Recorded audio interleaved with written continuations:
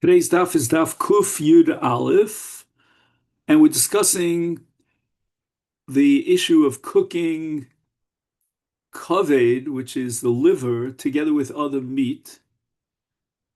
And we came to the conclusion that if, let's say, the liver came from a non-kosher animal, then for sure the shamnunis, the tam, and the fats from that non-kosher liver would go into the basar if you cook them together. But what's the deal? Asks Abaye, and he sends one of his talmidim as a shliach to find out what the minig is as far as a kosher kaved, which is cooked with meat.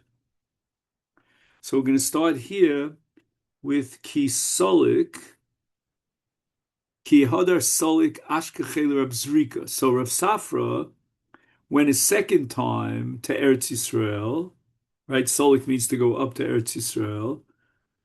And once again, he's trying to fulfill the mission that was placed on his shoulders by Abaye to inquire about whether or not you're allowed to cook a kaved of a kosher animal together with other meat in the same pot, because the kaved is saturated with blood. And Ashkel Rab Zrika, Rav Safra uh, encountered Rav Zrika in Eretz Yisrael, and he asked him, "What's the deal?" Amalei, he responded, Rav Zrika, that Hai Nami Lo Tibarlecha. You shouldn't even ask this question. Why?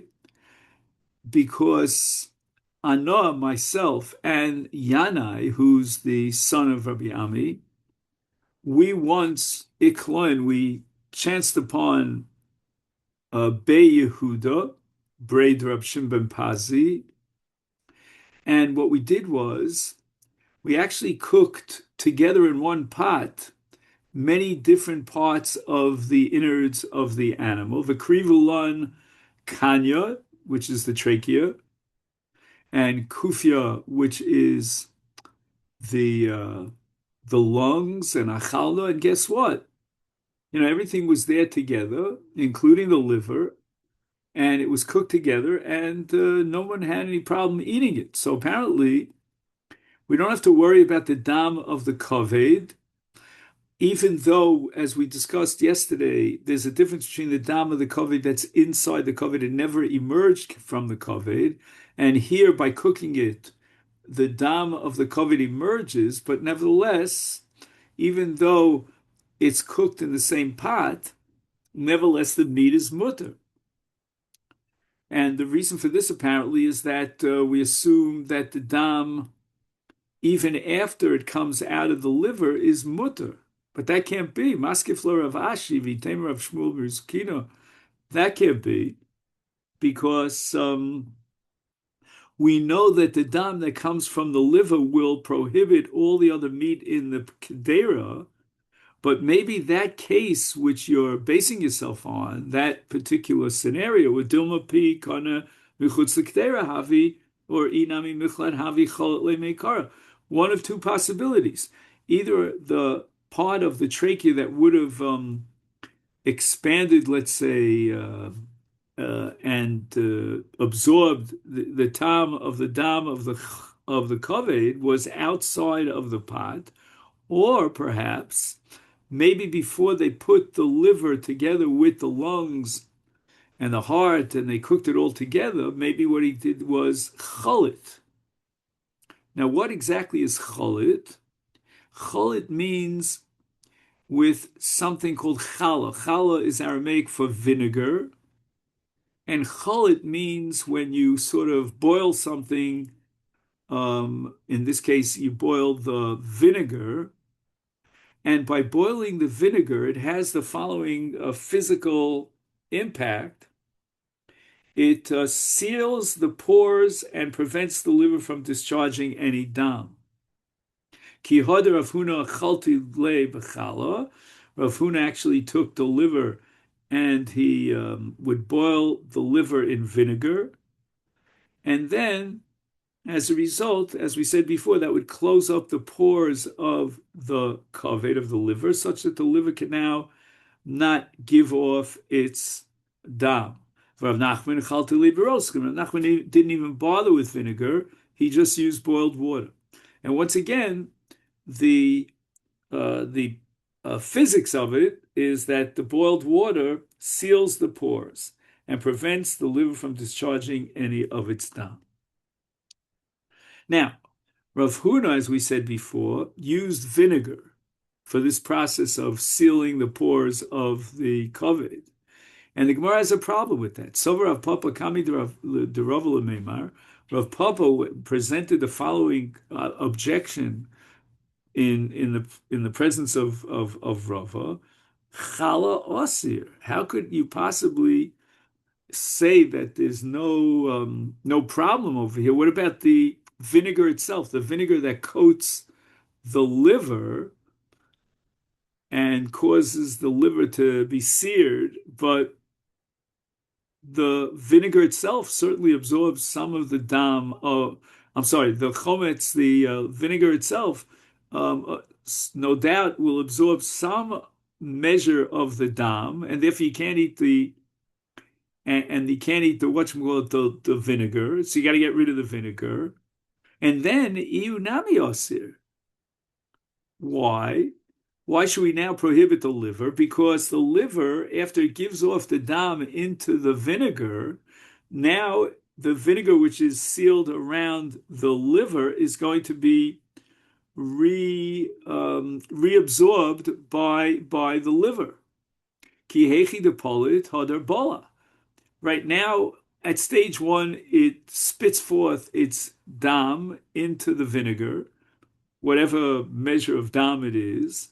And then after it finishes the process of plata, of discharging, now it's bolea. And therefore the liver itself should be also. And therefore we cannot assume that the vinegar itself is also, but rather we're going to assume that the dam is completely sealed and withheld within the kaved.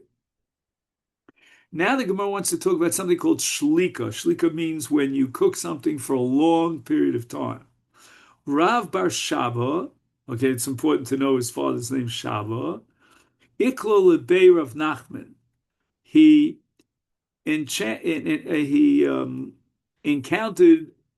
Rav Nachman, Aisu le kavda shlika. And somehow in the house of Rav Nachman, they had no problem with overcooking the liver and serving the liver. But this Rav bar Shab, Rav Nachman was not there. So this took place in the house of Rav Nachman, but Rav Nachman found out about it, that Rav bar Shab refused to eat from that liver. Amrule, they notified Rav Nachman that, we have this Rav bar Shaba, whose father's name was Shaba, and he refused to eat the liver. And Amrule, after they told Rav Nachman, so Rav Nachman responded with a very sharp response, and he said, "Bar Bei Rav Dilegalio lo achil."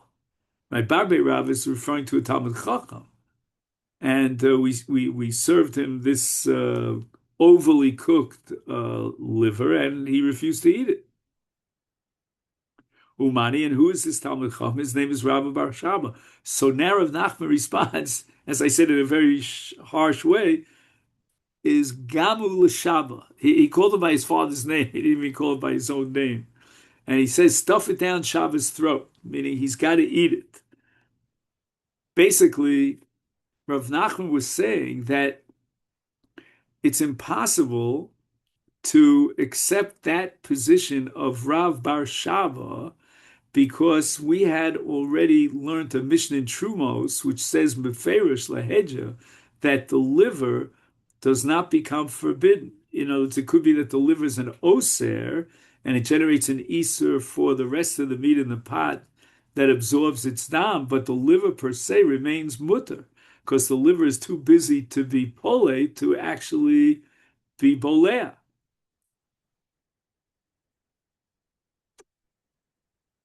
Okay. So now the Gemara says kitanoi. Maybe the machlokas here between Rav Bar Shava and Rav Nachman is actually the subject of a Tanoic controversy. Because in the Brisa it says the following. Rabbi Eliezer Omer, HaKoved Oseres, V'Eino Neseres. So Rabbi Eliezer is applying the principle that we saw in Rav Nachman, that Kevan ID Ditorid Liflo Lo Bali, that since the liver is too preoccupied with discharging its dam, it doesn't have the possibility at the same time to reabsorb the dam, and therefore the Eino Neseres, it doesn't become prohibited. But Oseres means anything else in the pot, the meat. Again, if you didn't prepare the kaved properly, meaning if you didn't do chalita, we said was one possibility, or maybe cutting it and slicing it and getting the dam out. If you didn't do any of that, then everything else in the pot becomes osur by virtue of the discharge of the dam from the kaved. And that's called Nesha Poletis Veda Bolas. So far we have Rav Nachman. And therefore the kaved itself could be. But Rabbi Shmuel ben Oshel Rabbi Yochanan ben Broka, he makes two comments. Comment number one is Mitubelis Oseres V'Neseres. In a case where he puts tavlinim, which are spices, on top of the kaved, then not only will the kaved generate an iser on the rest of the pot, but the kaved itself becomes asur. And the same thing, said Rabbi Shmuel, applies to shluka. If he cooks and overcooks the kaved, then the kaved itself becomes asur. And that would reflect the shita of Rav Bar Shaba, who refused to eat from the shaluk, from the kaved that was overly cooked. Rabba bar Afuna be Rabba bar Rav Nachman, and I see lekamei tlos save tache. So tlos is 3, shalosh, and save are sa'ah, so that's a certain volume, and tachoi is bread that was smeared. It was special loaves of bread, and it was made of very expensive fine flour, and they put a smear of oil and honey on top of it. Now, Rabbah thought that they did this in his honor. Did you really know that I was coming, that you prepared such a fancy bread? Amalei, forget it. This wasn't for you. Mi adifas lon mine. Are you any better than it? It referring to the Shabbos. T'chsiv v'karasel Shabbos only. We prepared it for the Shabbos. In honor of the Shabbos, the special bread, we didn't prepare for you. This reminds me of in the Hasidic circles, they have this, for Shabbos, they have this gigantic long challah. Adahochi, in the meantime, Ashkach hahu kavdo dahavi besim pona de bliadoma. So Rabbi Bar Huna, who's visiting the house of Rabbi Bar Rav Nachman, finds liver that was roasted, and he found inside the liver one simpona. Simpona is an artery or a vein, and it was saturated with blood. Amalahu, he looks at the people who are serving this roasted liver, and Amaya viditu hachi, why did you prepare the liver in such a way that the blood passes through the arteries, and it's prohibited? You have to roast the liver in a way that the artery that's full of blood will be extracted from the liver. Amru leila hechi. So what are you advocating? What should we do? Amalahu, in order to prepare the roasted liver, first, what you have to do is kirush sivi arev, right? Tear it in both horizontal and vertical, make like an X, and chitchua lisachas.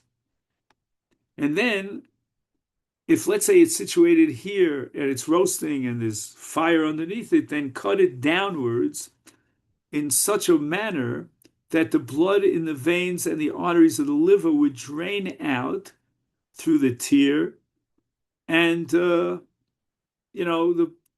liver will be free of blood by the time you finish this roasting process.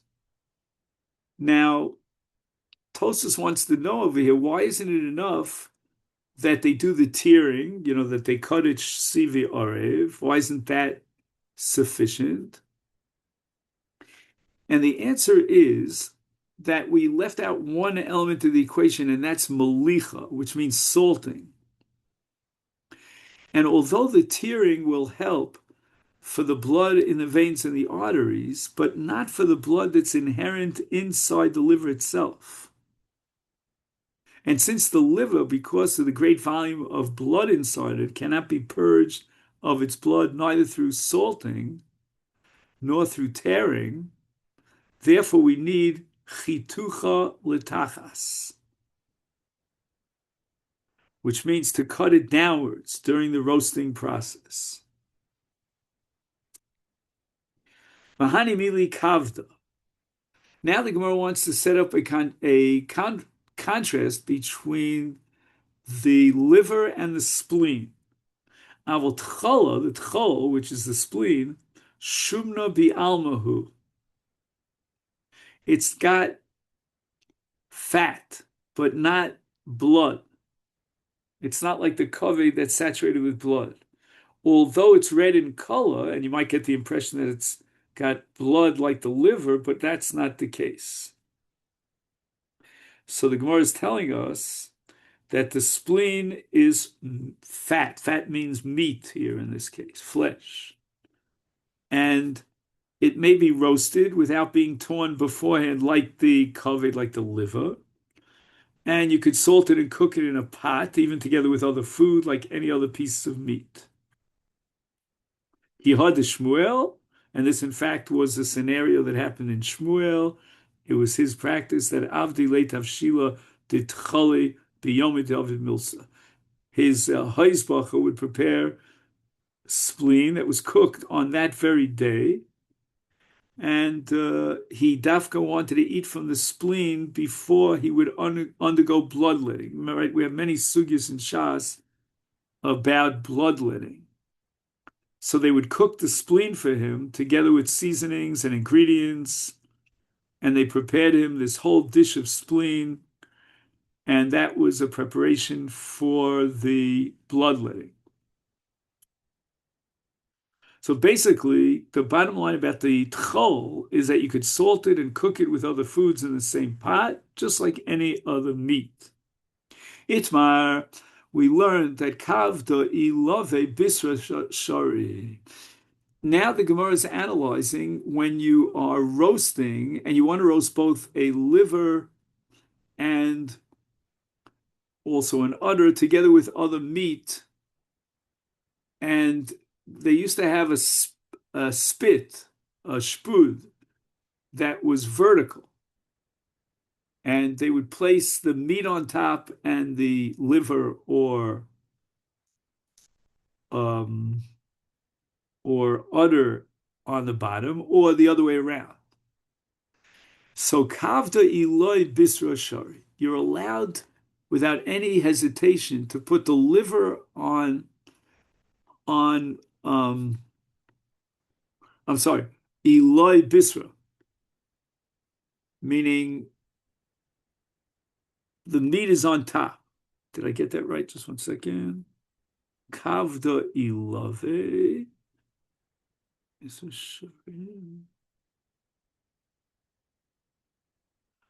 No, but I didn't. If you read it, even though I'm a little bit hesitant here, but I think the reading is kavda ilove bisra, that the kavod is on top and the meat is on the bottom. Why is that mutter? Just one second.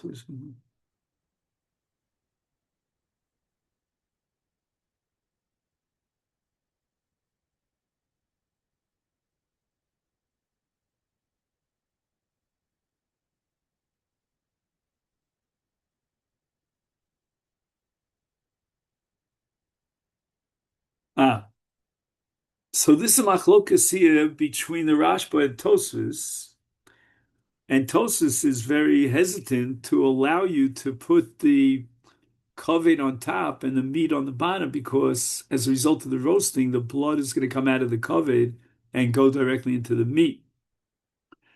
So Tosfos says that the word shari here doesn't mean what it usually means to permit it lechatchila, but rather b'diavad if you went ahead and did it, then it's mutter. Now, why is that so? I mean, isn't the meat on the bottom absorbing the dam that's coming out through the roasting process of the liver? So the Gemara explains that dama mishrik sharik, which means, right, we had this when we were talking about the lungs and so forth, that it's like a smooth surface, like a shayish. And any blood that comes out and is discharged by the liver will slide off the smooth surface of the meat on the bottom rather than be absorbed into the meat, and it goes right into the fire. However, kachala, now we're talking about the kachal, which is the udder, and it's full of milk. Eloi bisra os. Now, we just finished saying that the surface of the meat is she, and that means it's smooth, and therefore the dam from the kaveh does not get absorbed into the meat; it just rolls off the meat. So why not say the same thing about the milk? That if the kachal is on top and the meat is on the bottom, and you roast it, so the chalav should roll off, slide off the top of the meat. So why does he say it's asur? My timer. Chalav sruche misrach.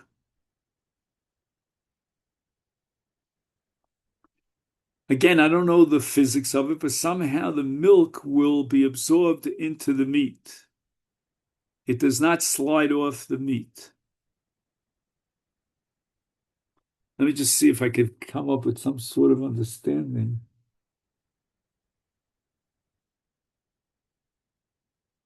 I think it works like this, if I'm not mistaken. Blood is thicker than milk. Now, you might say that that should work in the opposite direction. So it's a little bit counterintuitive, but because of the thickness of the blood and the smooth surface of the meat, the blood just rolls off, slides off the meat. But chalav is much thinner, and I guess when you put a thin liquid onto a thin surface, some of it gets absorbed. However, we should point out that's coming around the bend. I just want to anticipate it that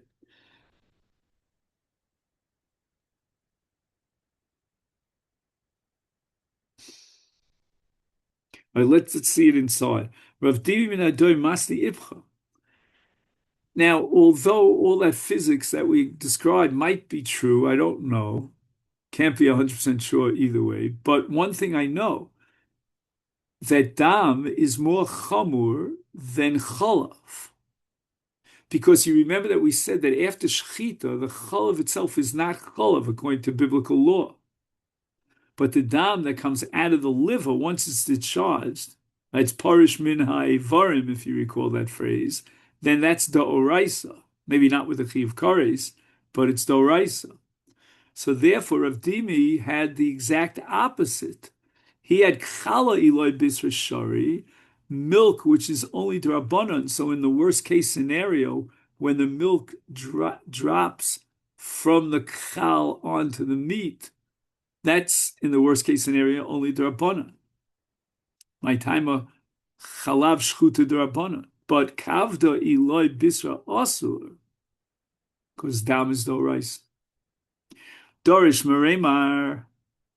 I believe that we paskin like this second Lishna of Dimi. Let's see if he points that out. No, he doesn't go into the detail. But the bottom line is that you can't position the liver on top of the meat. Hilchasa ben kavda u ben kachala to say bisri shari luye bisri b'david in lechatchila lo. So this is what we discussed earlier, that in the name of Tosfos, and that's the final halacha here, that if you're putting the liver on top of the meat, that's also lechatchila, but b'david it's mutter. If, on the other hand, the liver's on the bottom and the meat is on the top, that's mutter even lechatchila. Rav Ashi ikol lebei Rami bar Choma, Rami bar Abba Chamua, Chazi lebrei de Rami bar Abba deka. Okay, deka is the beginning of the sentence that we'll see on the next Amud. But just to get the family tree over here, we're talking about Rav Ashi's father-in-law is Rami bar Abba, whose son would be Rav Ashi's brother-in-law, and I don't think that the Gemara identifies him by name.